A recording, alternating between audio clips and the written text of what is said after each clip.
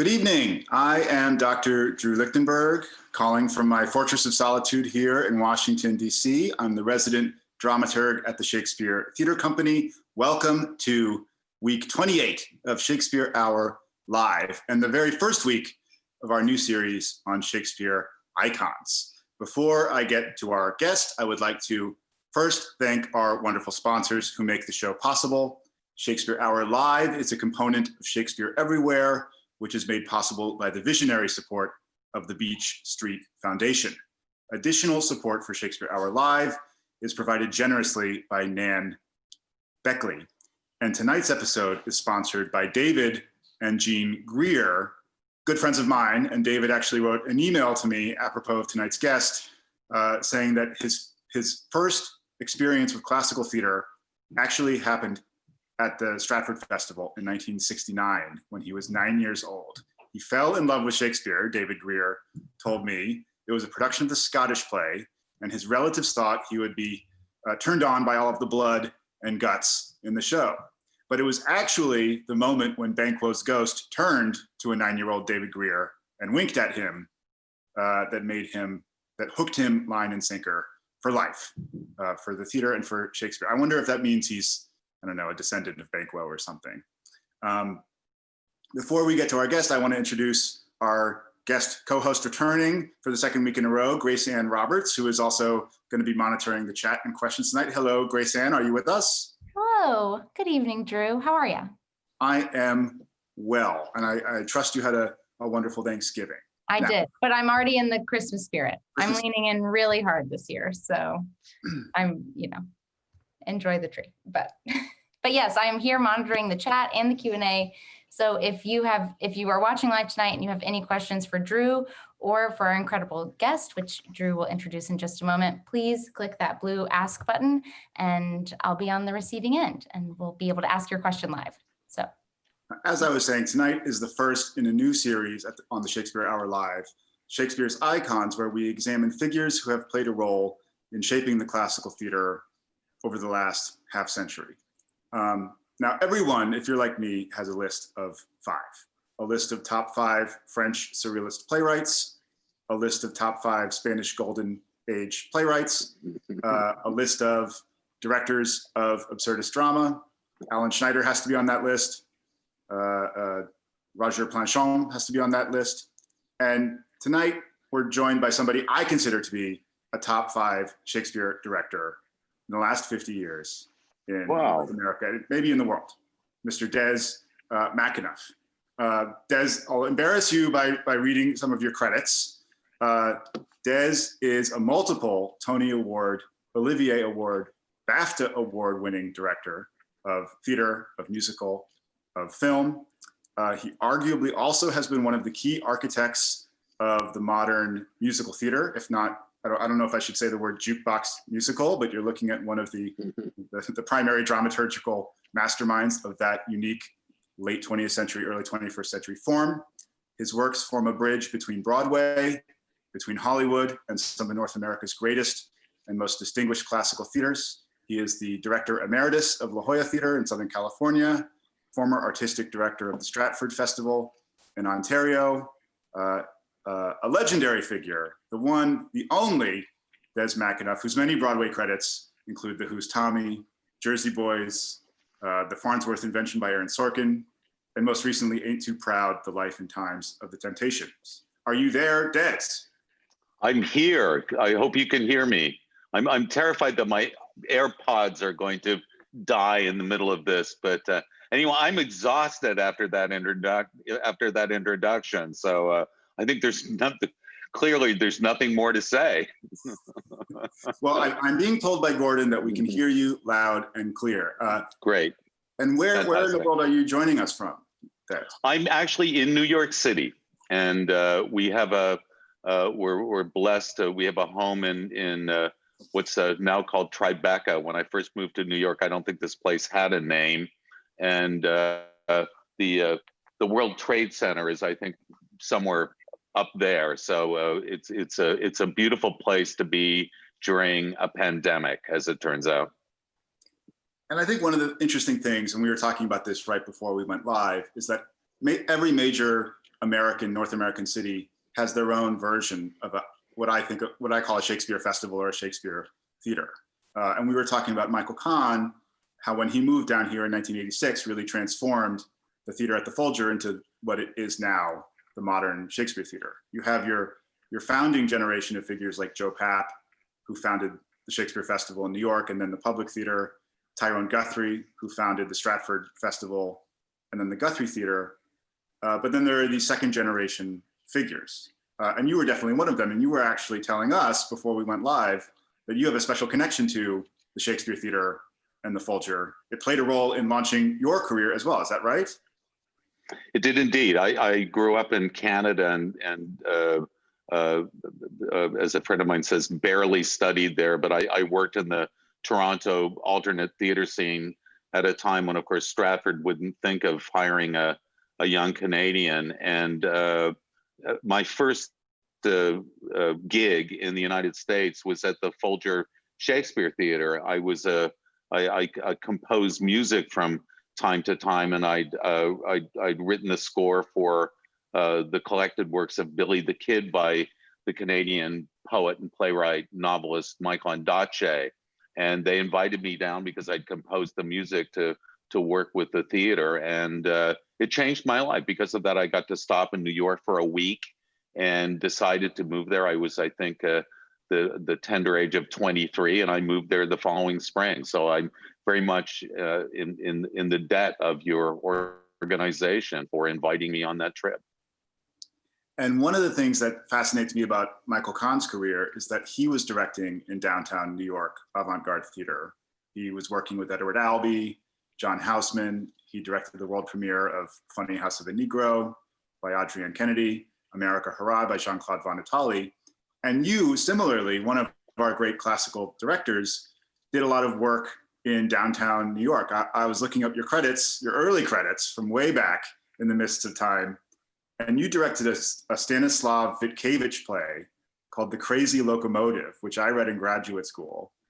And I believe it had Glenn Close making her New York theatrical debut in 1977. It was not her debut. I think she'd already, in fact, done one Broadway play, but it was very early in her career, and I was blessed to have her in that company. It was actually a wonderful cast, extraordinary cast, and to do that kind of work was extravagant, to say the least. To do this Polish surrealist, play from the 1920s on that kind of scale, and I had Doug Schmidt was my designer, so I really did have the A team in terms of a New York artist. So it was fantastic, and I still am involved in that partnership. Michael David, who is the executive producer on that show, that is my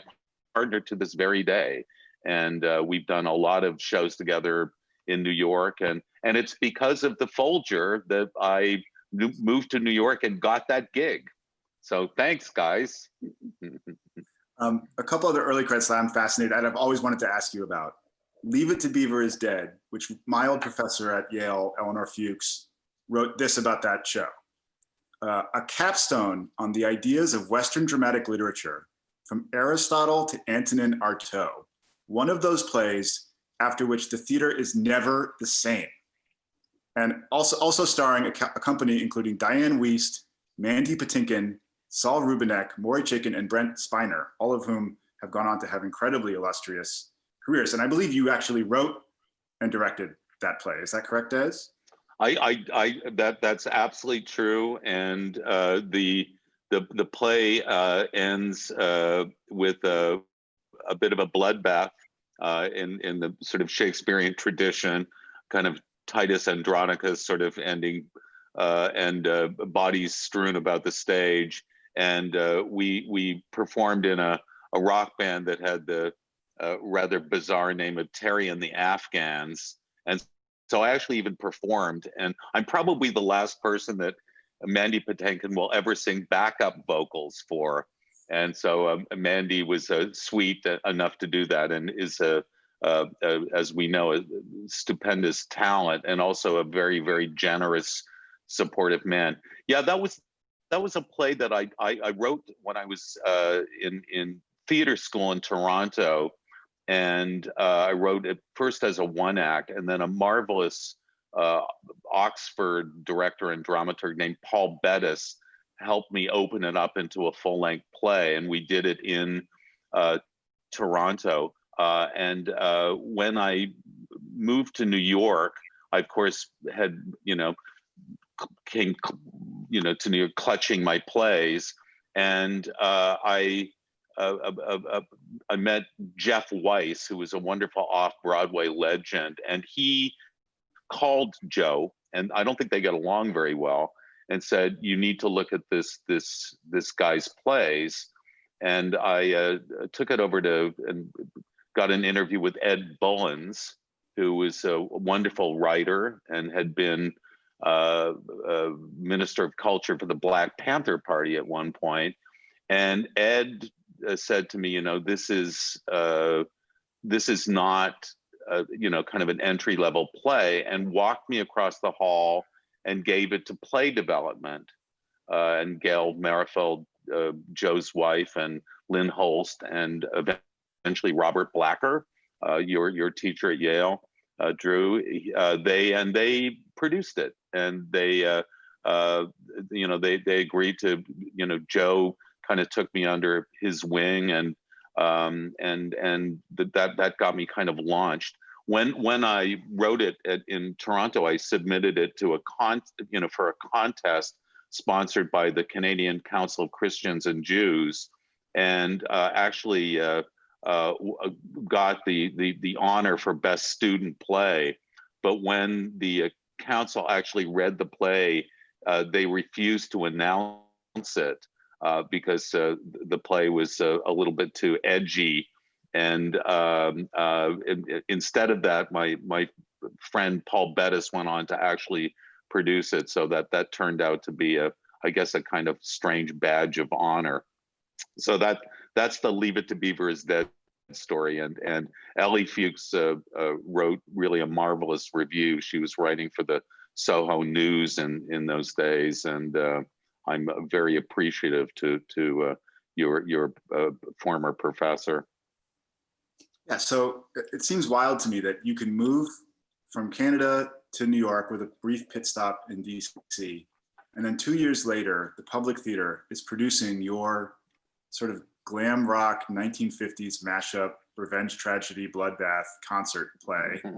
And then a couple years later, you're directing Mandy as Hotspur in Henry IV Part 1 in the Park, and then I think Scottish play in 1983 in Stratford. So was it Joe's discovery of you, the reading of this script, the development of Beaver, and then a couple other projects that led directly to your work in Shakespeare? And also you transitioned from being a writer, musician, playwright, to being a director of classical theater. How does that metamorphosis happen?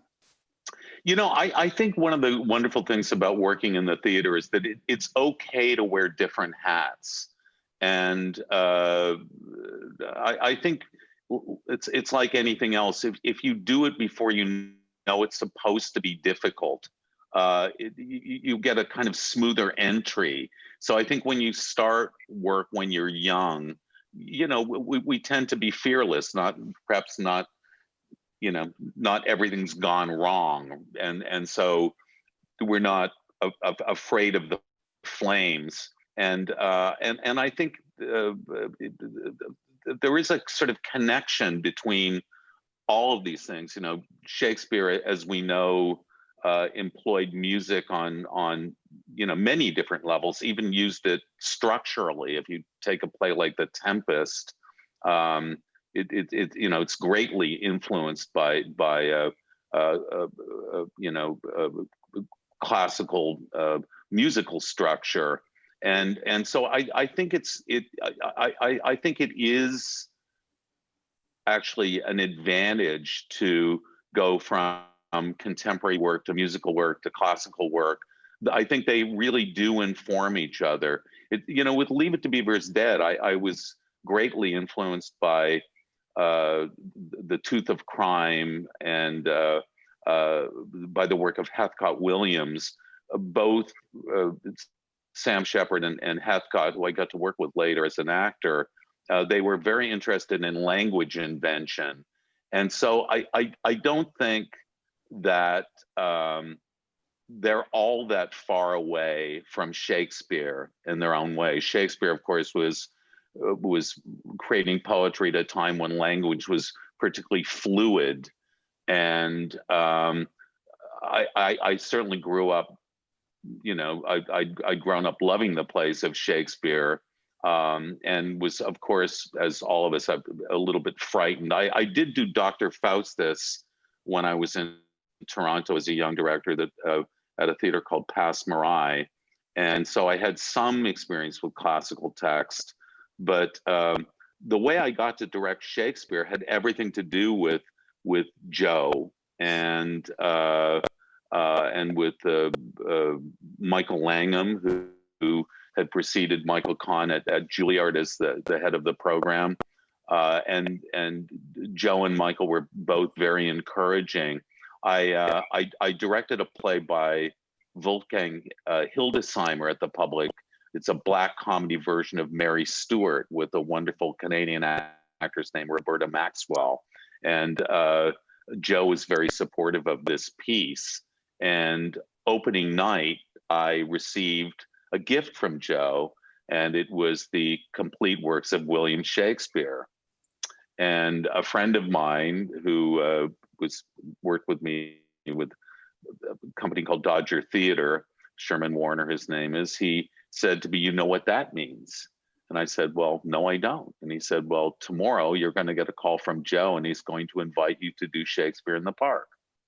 And that's exactly what happened. I got the call. I went over. I lived close to the Public and sat down with Joe.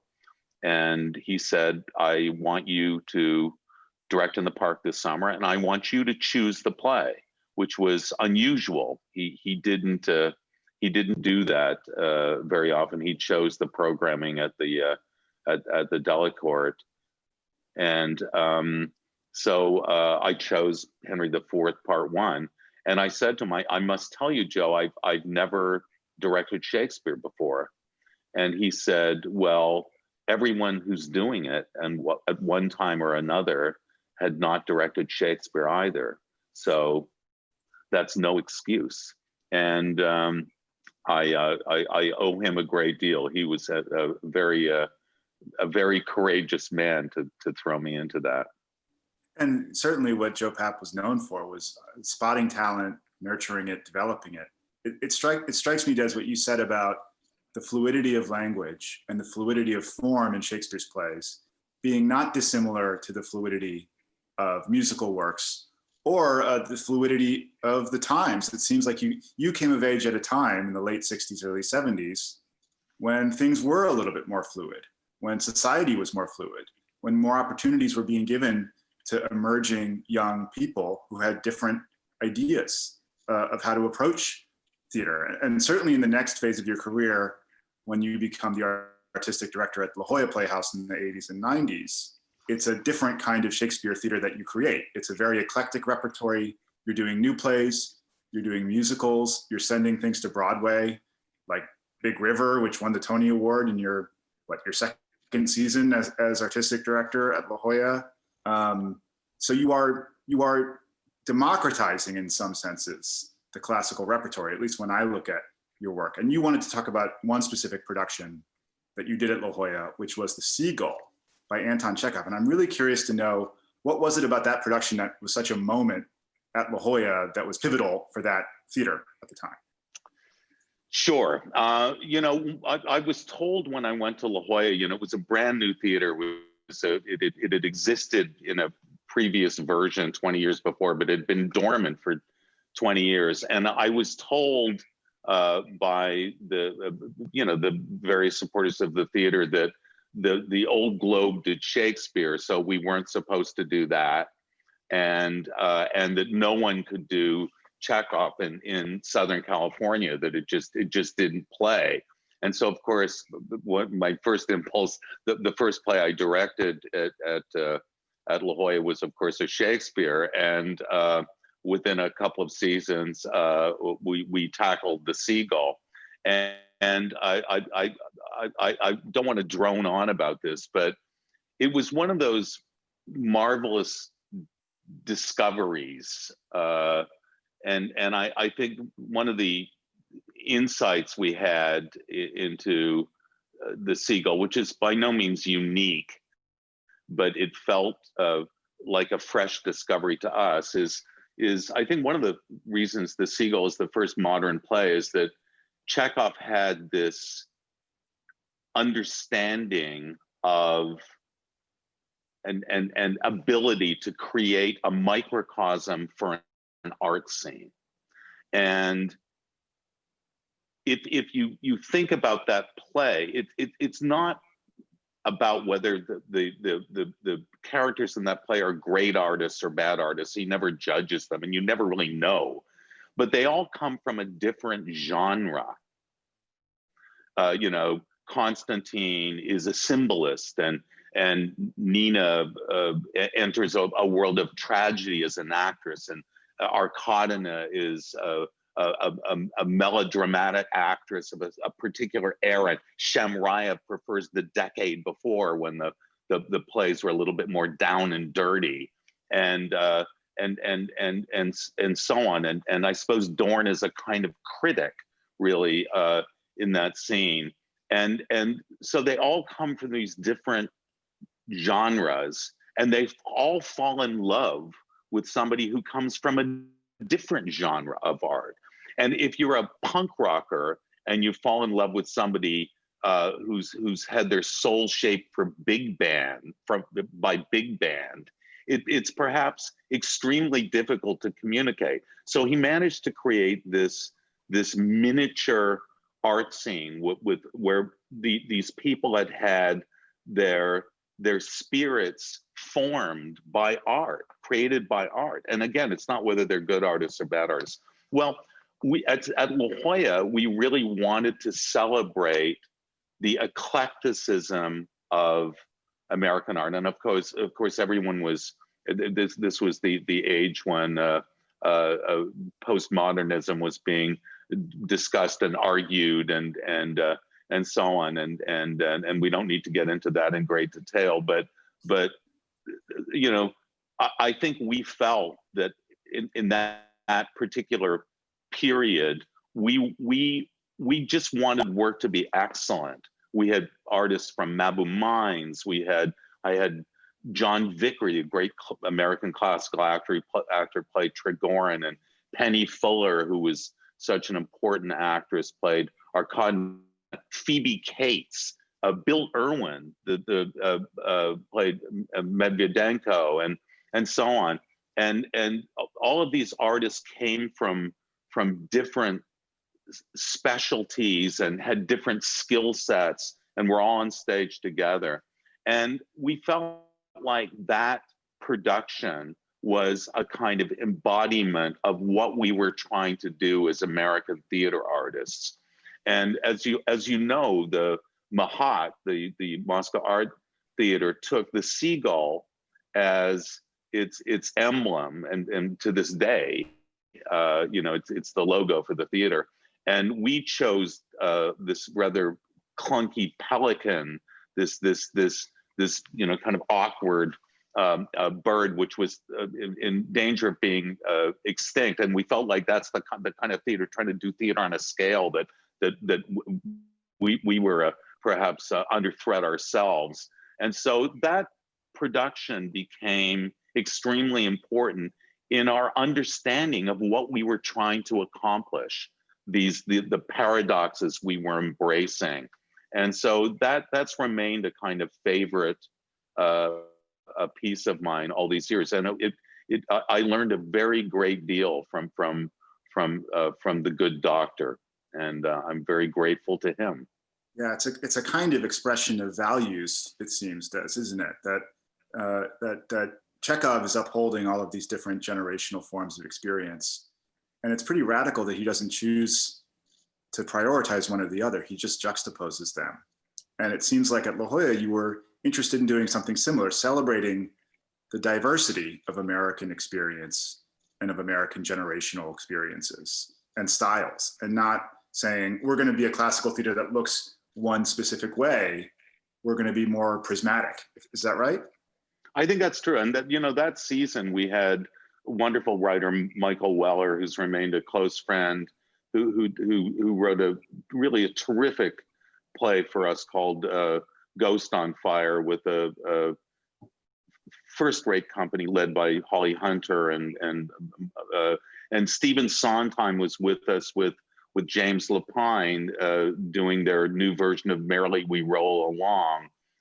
We had this group of artists that came from all directions, and somehow to create a kind of coherent expression of what was going on in American theater at the time. And I think that was our dream, that if you wanted a glimpse of what was about to happen in American theater, we wanted you to come to La Jolla. We felt like we were going to, provide you with that sort of peephole into what was about to happen. And it was completely arrogant, and we certainly fell on our face from time to time. I had the wonderful director Robert Woodruff, with us. We did Modest Mon with Bill Irwin in the lead, and so on. And so we embraced everything from new vaudeville to to musicals. It wasn't fashionable to do musicals in resident theaters at that time too. It was always thought of as a kind of, it's not really proper theater. It's musicals, which I don't accept, of course, at all.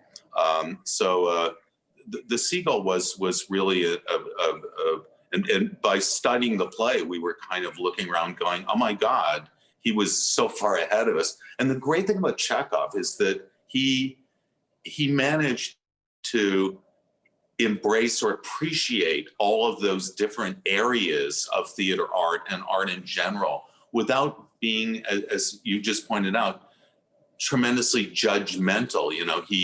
He could appreciate and be friends with Maeterlinck and Tolstoy, and he wasn't dismissive of the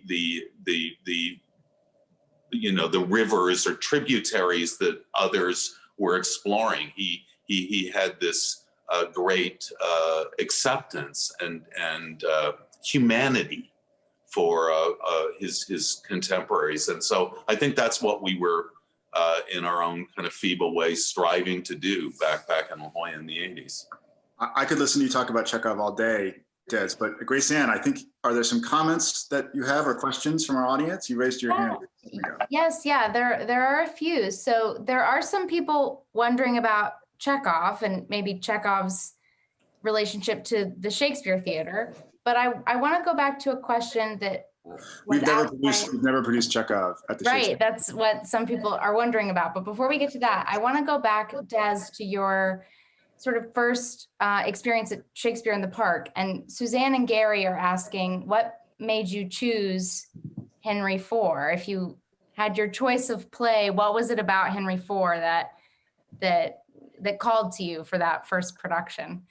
Well, we were hearing before about my first trip to Stratford, Canada. I didn't get to see the Scottish play. I got to see the Merry Wives of Windsor, and which may not be the best way into the canon, but as it turned out, it was very seductive, and I got to work later on with some of those actors, and I think I was about 14. I didn't get to see Chris Plummer, who was there that season. It's a shame that I didn't. But I think we go, as directors and artists, we often gravitate toward what we think we know. And so I hate to, appear pedestrian or more pedestrian than I probably already have.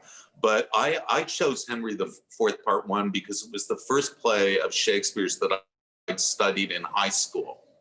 And I was very, very fond of it. I was rather precocious. I think I'd done a book report on, if you could imagine this, which I'm sure was just ghastly, on Hamlet when I think I was in 7th grade.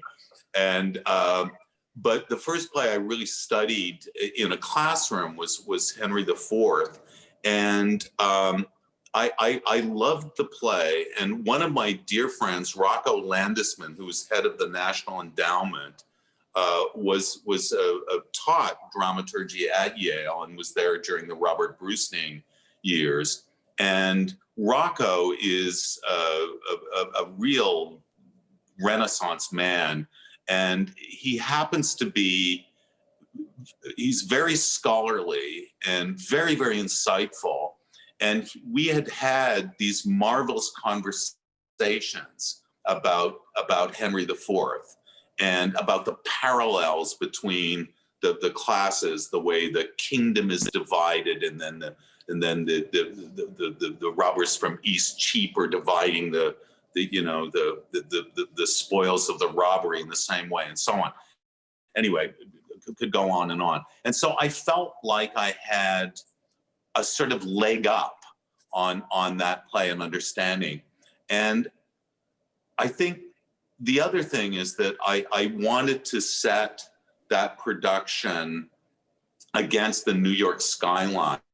We were just going through a transition from Jimmy Carter to Ronald Reagan. And one of the things that I think you get to observe in that great tetralogy, or in fact, both tetralogies, are these shifts. And there's, I believe, an essay about this, where you go from order to anarchy, from weak king to strong king. And that Shakespeare was able, by studying a century of English history, to see these machinations and and had a sensitivity to them, and was obviously living through it, where you go from an autocratic ruler to one that's much more liberal or laissez-faire, and that in that play you get these different definitions of kingship, and you also get, of course, an anarchist right in the middle of it, Falstaff, and all of them, Hotspur, Hal, Henry IV,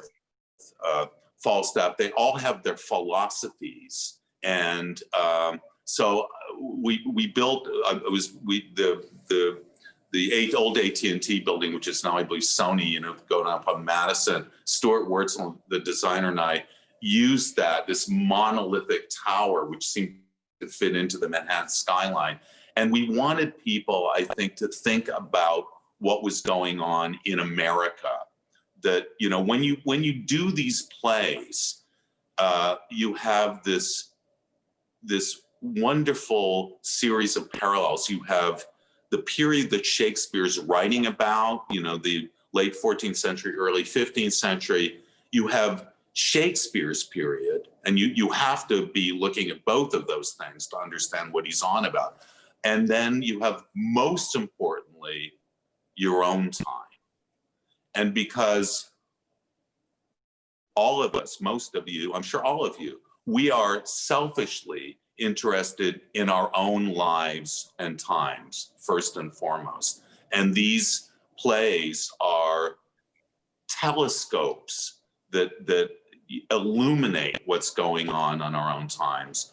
And so those are the reasons I chose Henry IV. And I had the great Kenneth Macmillan in that company, and I just mentioned Vickery. I had Val Kilmer was Hotspur's servant in that play. I took my Juilliard class.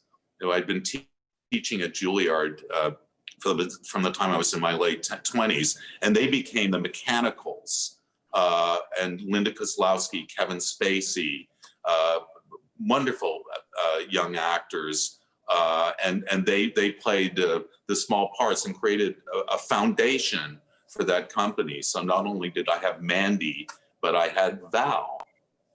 It reminds me, hearing you talk, Des, about something the great British director Stephen Daldry said when he staged An Inspector Calls by J.B. Priestley, which is that there are always three time frames in which you're seeing a play. There's the diegetic world of the play, there's the world of the audience, the contemporary time frame of the play, and then there's where you set the play.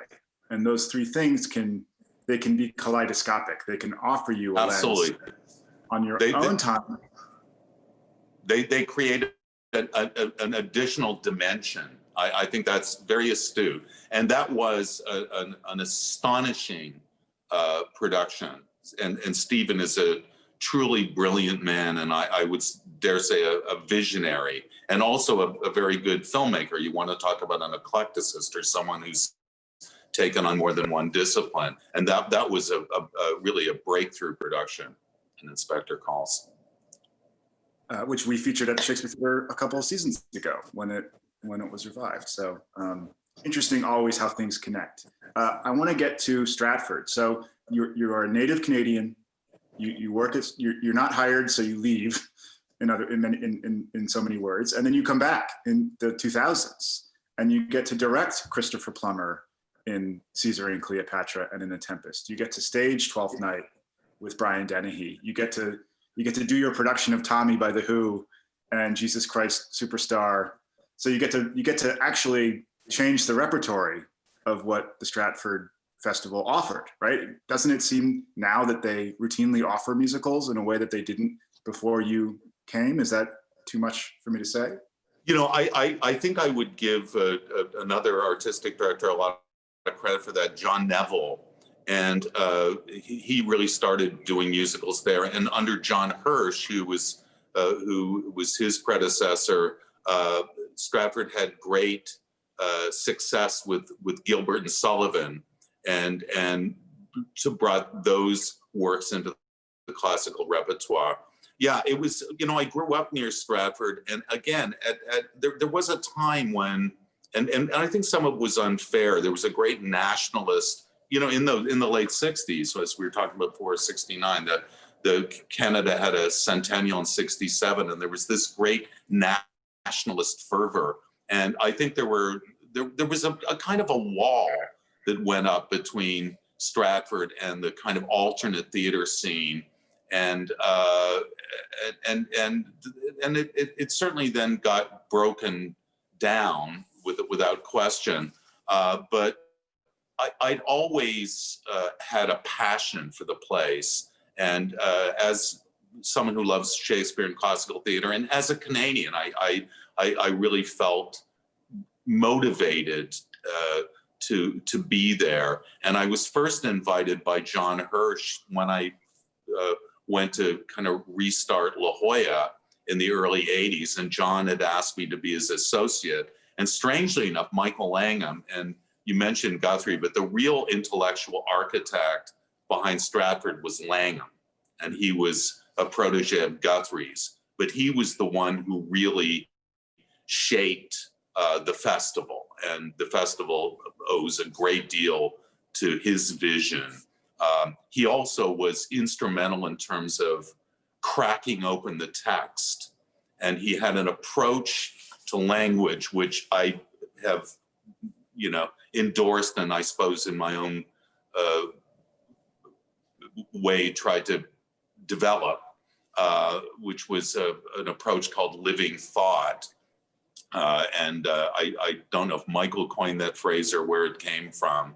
But it's basically, in a nutshell, it's really one of those things that's very difficult to do and easy to say. It's basically the notion is that there's no separation between the thought and the word. And I would say between the thought, the word, and the emotion, there's a simultaneity to that. And that the text is actually about waves of discovery. And to put it succinctly, a great direction of Michael Langham's in the role of Hamlet, he would say that there's a parenthetical silence that's there between every phrase for Hamlet. And in that parenthetical silence, the phrase is, "Isn't it astonishing?" So that everything is discovery. Tomorrow and tomorrow and tomorrow creeps in this petty pace so that you're actually watching someone go on an experiential journey.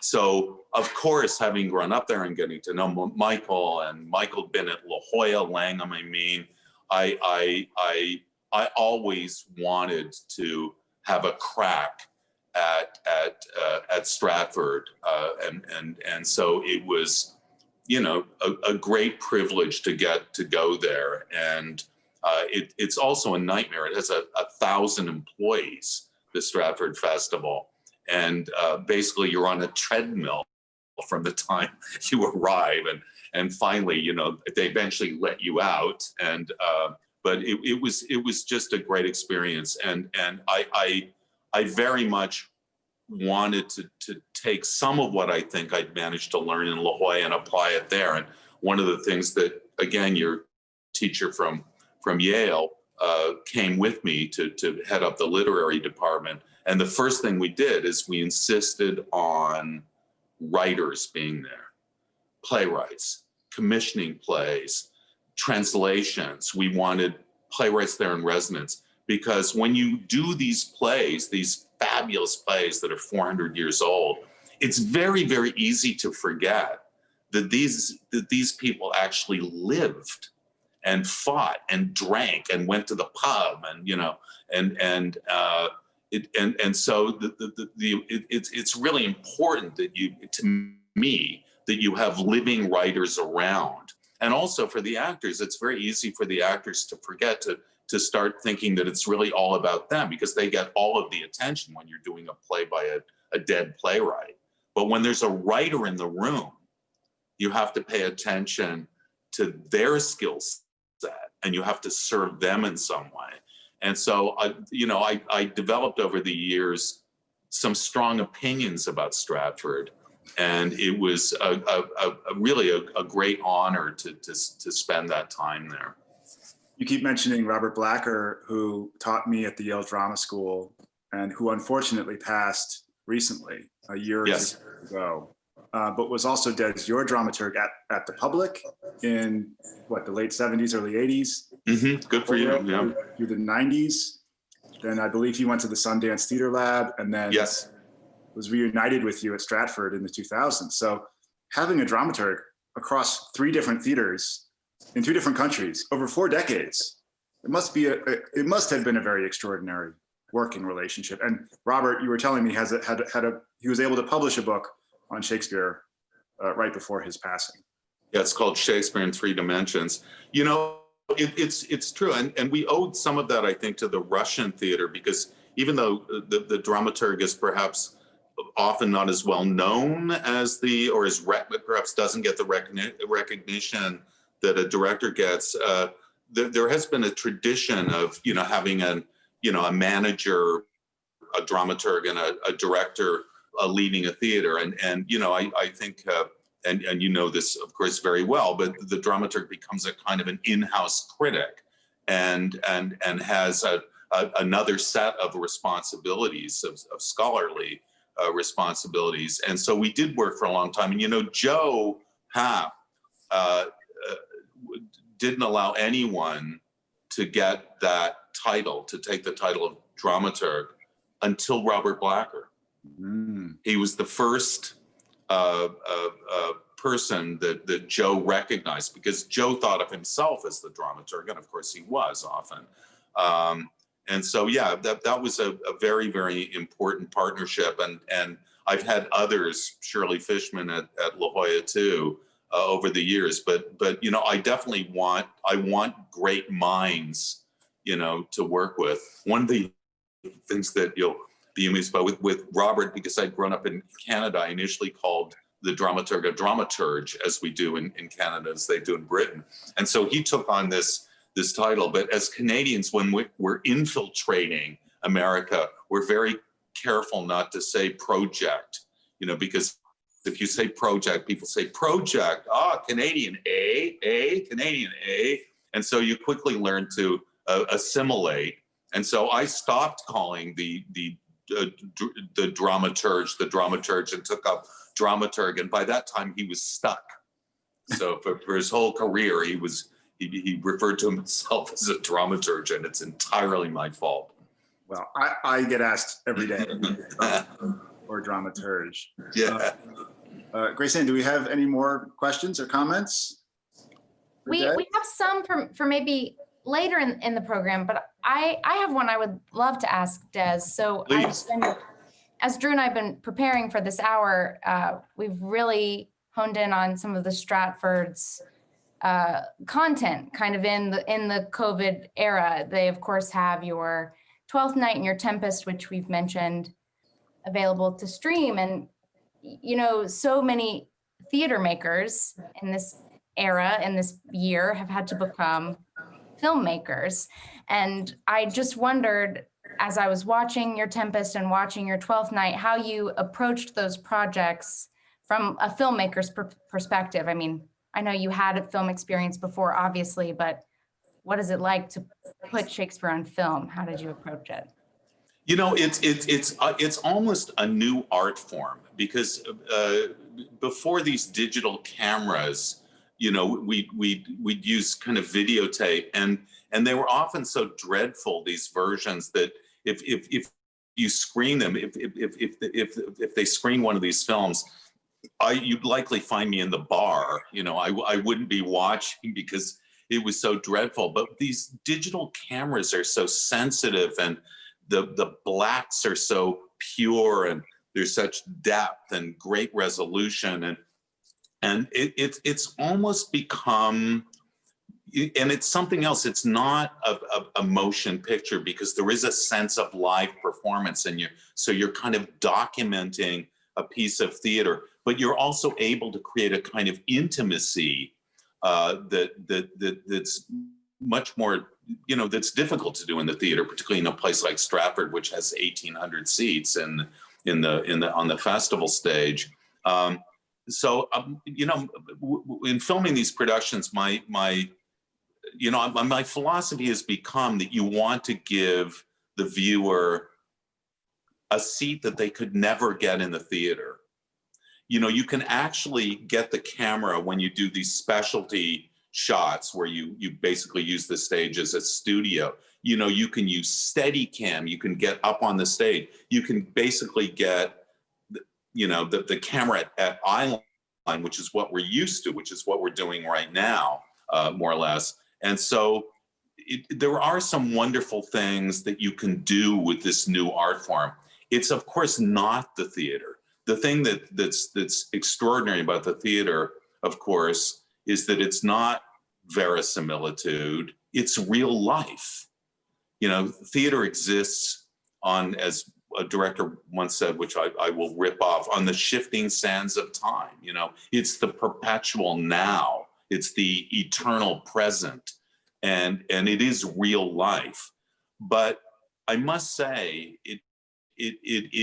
there is a sadness when one of these productions closes. You know, doing the Tempest with Plummer and getting to do his Prospero, and work with that Stratford company when it was, I think, at its, you know, really starting to peak. I think that company of those 5 years was really powerful, because it's a repertory company, and it's as large as 120 actors, and I like to think we set very, very high standards for that company, and they could move back between contemporary work and musical theater and classical text. When one of those productions closes, there is this longing. You know, you go, oh my God, it's gone, and it is such.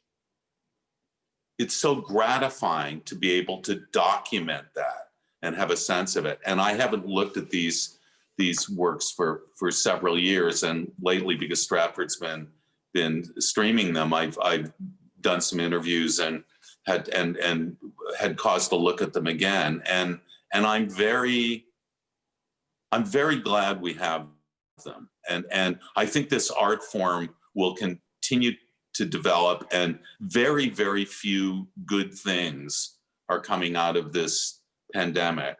But I think there are talents and skills and techniques that are growing in this area, and perhaps at the speed of light. And that's one of the very rare positive things that's coming out of this. I mean, certainly if you look at the cast of your Tempest, it has a bunch of names that are familiar to our audiences. We had Dion Johnstone on this program, Wonderful. A wonderful actor. Bruce Dow, Geraint Wyn Davies, many actors who have been at the Shakespeare Theater, actually. And Sarah Topham was in your 12th night, who we brought out, and audiences just loved her here. So I think the strength of the Canadian company really speaks for itself. And also you watch that Tempest and you think, this is Christopher Plummer, a great Canadian actor, you know, in his late 80s playing Prospero. And that's a completely unique experience that you're able to sort of experience again when you watch it on film that was captured in the theater. Yeah, absolutely. And you know, he refused to do it for me at first. We'd done Caesar and Cleopatra together, which was his idea. And it was a little bit cheeky for me to come back to Stratford as artistic director. And we have the Shaw Festival very close by, and to do a Shaw as my second production was perhaps not the best of manners. But I remembered that Langham, when he came back, when I was there in '83, in 1982, he'd done Arms and the Man on the festival stage in a stunning production. And I thought, well, you know, if Michael can get away with it, I might as have a you know, roll of the dice too. And I do have Christopher Plummer as Julius Caesar, so it's probably, I can always say, well, it was his idea. And but with the Tempest, you know, he really didn't want to do it. He said, you know, this is what actors do at the end. You know, there's nothing to do after Prospero, and you do it, it's the end of your career, it's over. And then I discovered that Sir John Gielgud had done it 6 times. So I was able to say, well, he managed to get away with that 6 different times. So perhaps you'll at least grace us by doing it once. And I'm very glad, you know, that he did. And it truly is such an extraordinary play. We were talking about that sonata, you know, form that it has with these parallel, you know, storylines intersecting and with the same themes feeding back. And as Auden pointed out, that magnificent island, which of course is a state of mind. It's not just a place, which is often the case with Shakespeare's plays. It's actually a mirror, that island, that reflects back on the soul of the person that's regarding it. So to, you know, Antonio, it's going to be one thing. It's going to be desolate and unwelcoming, and to Gonzalo, it's going to be utopia and beautiful. Because anyway, to have Plummer as our sorcerer taking us on that journey, that was really a wonderful experience. And I also had this tremendous magician to work with. And, you know, Prospero's magic is, of course, based on science. And that's the great thing, you know, directing it's a dilettante's paradise, because you can go into a project, like I had done almost no magic at all, maybe in a couple of productions, but you can go in without having any experience in a particular area. And as long as you have an appetite and you're willing to become, well, you're a perpetual student, obviously, as a director, but you can go into this new universe. And as long as you come out of the other side with some sort of working knowledge, then the trip's been worthwhile. And it truly is. I think journalism's probably a little bit like that too. You know, you can go take on a topic that you don't know that much about, and as long as you're, you know, you have the appetite, then you don't have to disgrace yourself. Yeah, truly an iconic performance. I can't recommend it enough. I want to close, Des, with a few questions about the Great White Way, about Broadway, which really is this thread running through your whole career. When you're at La Jolla, when you're at Stratford, you're also at the same time doing these Broadway productions like Ain't Too Proud or the Donna Summer musical before then. How do these how do these two sides, and maybe it's a false binary, as you were saying before, that theater is just theater, music is music, Shakespeare's plays are musicals, and there's no distinction between the two. Is that why you've been able to have such a multivariate and eclectic career, because you don't erect these false binaries artistically? Yeah, I mean, I try to come to projects without prejudice, and sometimes I want to say with musicals, I want to be very clear. Somebody once said that I actually create musicals for people that don't like musicals, and I think there's probably a grain of truth to that. I cannot stand that kind of I'm just kidding acting. I can't stand it. I think it's just hellacious and painful, and I think it's also not necessary. I think the one thing that you want to bring to all performances in the theater is truth, and if you're dealing with a classical text, or you're dealing, frankly, with a musical from the golden age, the vessel may be different. The size of the vessel may be different than with psychological realism or naturalism, but it still requires you to fill it to the brim with truth and honesty. The Peter Sellers, the director, not the actor, who's sometimes been referred to as the shock jock director, which I think is highly unfair. He's a very brilliant man. He once said that there are three great ages in the theater: the Greek classical age, the Elizabethan Jacobean period, and the American musical comedy. And I think there is some truth to that. I think Abe Burrows, he's been a great teacher. I didn't get to know him, but by doing his work, I've learned a great deal. I think in terms of Frank Lesser, Abe Burrows, just to talk about one little thing. So here are these guys, they do Guys and Dolls, and you want a kind of mythical landscape. It's talking about larger than life characters, larger vessels. So you want that kind of mythic landscape with a musical. You want characters to be able to burst into song. So they have to be kind of larger than life to get away with that, for the most part anyway. And so they created, I think, a true masterpiece, and along with, My Fair Lady, which is just off the charts in terms of genius. But you go back to Burrows, Ed Burrows and Frank Lesser. So that's what, 49, and on the end of I think that's right, the end of the 40s, great Guys and Dolls. Hard to argue with it. Awfully, brilliant score, just hysterically funny, smart. And then what do they do in 62? They come along and they create How to Succeed in Business Without Really Trying. And they basically lampoon everything that they've created. And the key to How to Succeed, if you ever want to do it, is there is not a single sincere moment in the entire show. And the second you try to look for one, or you take a love song kind of seriously, the 11 o'clock number in How to Succeed is actually a guy singing to himself, looking in a mirror, and he's singing, I believe in you. And meanwhile, that score is literally poking fun at all the shows that are running up and down Broadway at that time. The Sound of Music, West Side Story, it's they're and I don't know. I think that kind of imagination for me, and just unmitigated gall, it just dwarfs me.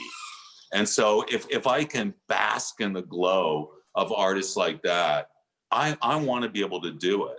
And it's been a great thrill. And I've done all kinds of different things. As you mentioned at the beginning, I worked with Aaron Sorkin on Broadway, And technically the Delacorte's on Broadway. So I've done, Shakespeare, there, and musicals when they're good and they're done well and they're done honestly, they're good for the soul. And I know I sound like I just contradicted myself with How to Succeed, not a sincere moment. But when it's acted, it has to be done completely sincerely. If you're playing Ponty or Rosemary, it still requires that same kind of commitment, emotional commitment, as work that's, serious.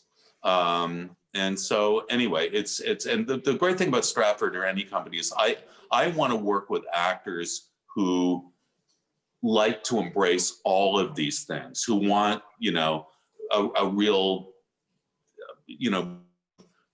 a diverse set of opportunities and challenges. I know I remember having a cup of tea with Trevor Nunn when I was going to Stratford. I thought he's probably a pretty good guy to check out in terms of, what he thinks about all this. And he said to me something that I just loved. He said, it's all the same thing. It's all the same thing. Shakespeare, it's all this. And I think there is some real truth to that. What we want to see is we want our lives changed.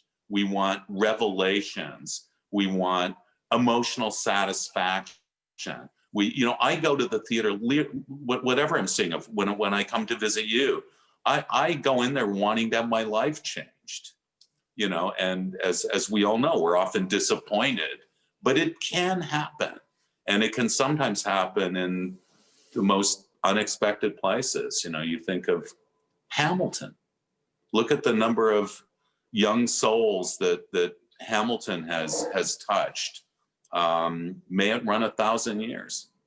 Yeah, it occurs to me hearing you talk about Lesser, about How to Succeed. It's Chekhovian, using your own rubric from earlier in the evening. This idea of being a prismatic reflection of what's happening in society, in American culture in 1949 or 62, riffing on all these different things, not being particularly ideological about it, not being judgmental about it, but using the form in an exploratory way to examine these lives that are being changed. I think it's a tribute to your open-mindedness as a director, that you can see just as much virtue in the Golden Age musical comedy as in Chekhovian realism or Shakespearean theater.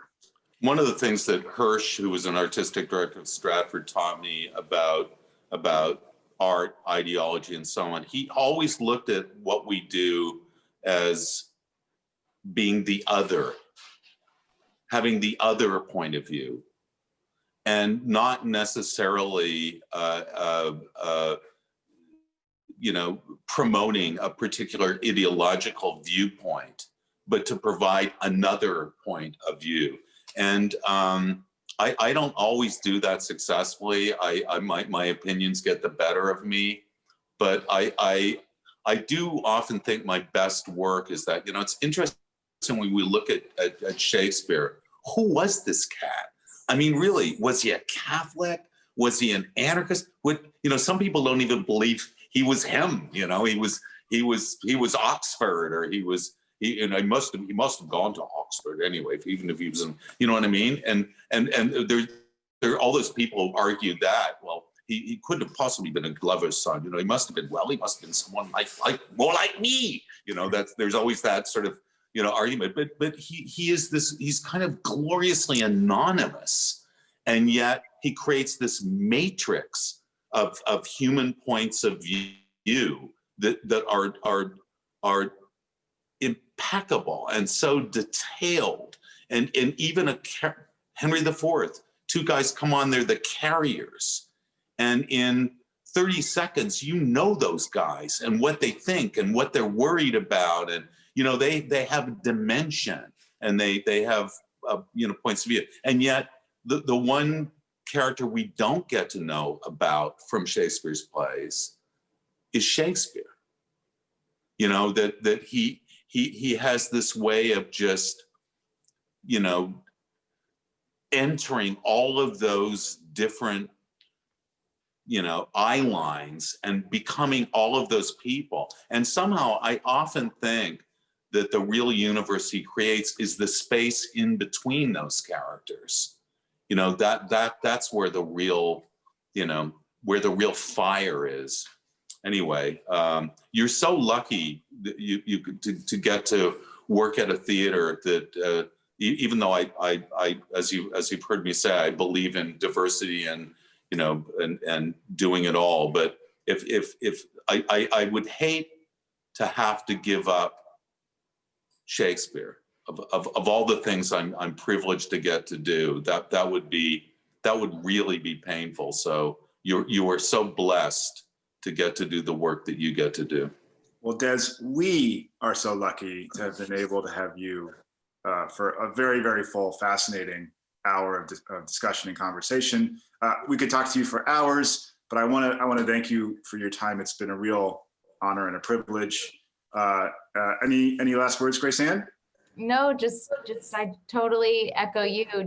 Des, you said a moment ago that in the theater, your life could change with any production or at any moment. And I feel like I've learned so much tonight that not being able to go to the theater for a whole year, I just hearing you talk, I feel something reignited. So thank you. And I'm sure I know our viewers feel the same. So thank you so much. Well, I'm going to make a point of visiting you. I know our friend that we've talked about, Robert Blacker, used to love to come down and had marvelous things to say about the Hamlet. And so I look forward to well, it'll be kind of a return home for me. So I look forward to seeing you. Anytime you want to visit Des, we would be thrilled to have you as our guest. I will be there for sure. Thank you so much. Thank you. Next week, we are going to be discussing Shakespeare's villains with Shakespeare Theatre Company's associate artist, Patrick Page, and Dr. Deborah Payne from American University, in anticipation of our streaming show, All the Devils Are Here, written by and starring Patrick. So be sure to tune in for that. It's going to be another great conversation. So this is Drew from Petworth in Washington, D.C., signing off.